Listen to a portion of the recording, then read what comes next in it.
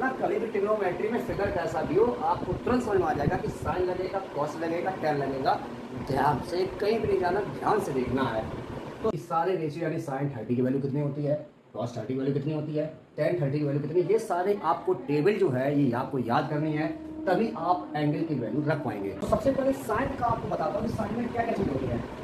Number एक चीज़ theta आपका दिया जाएगा, यानी जो एंगल होता है वो आपका थीटा होता है। नंबर एक बात तो थीटा सभी में ही आपका मिलेगा, यानी थीटा अगर है तो थीटा वो सभी के लिए ही है।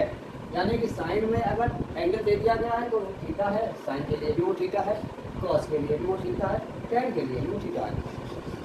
दूसरी चीज़ साइन का फार्मूला हमें पता है कि पी और एच, यानी कि परपेंडिकुलर भी होना चाहिए और हाइपोटेन्यूस होना चाहिए। ये बात समझ में धीरे धीरे आ रही होगी, कन्फ्यूजन लग रही होगी, बट लेकिन आ जाएगी।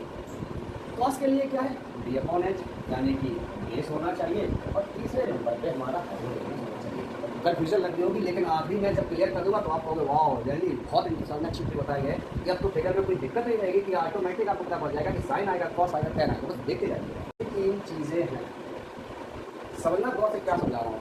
साइन के पास भी तीन चीज़ें होती है, कॉस के पास भी तीन चीज़ें होती है, टैन के पास भी तीन चीज़ें होती है। अब आपको फिगर में कोई दो चीज़ें मिलेंगी, लेकिन मिलेंगी कितनी चीज़ें, कोई दो चीज़ें मिल सकती हैं, कोई दो चीज़ें मिल सकती हैं, होती तीन है बट कोई दो चीज़ें मिल सकती हैं। श्योर थीटा तो जरूर मिलेगा क्योंकि अगर एंगल है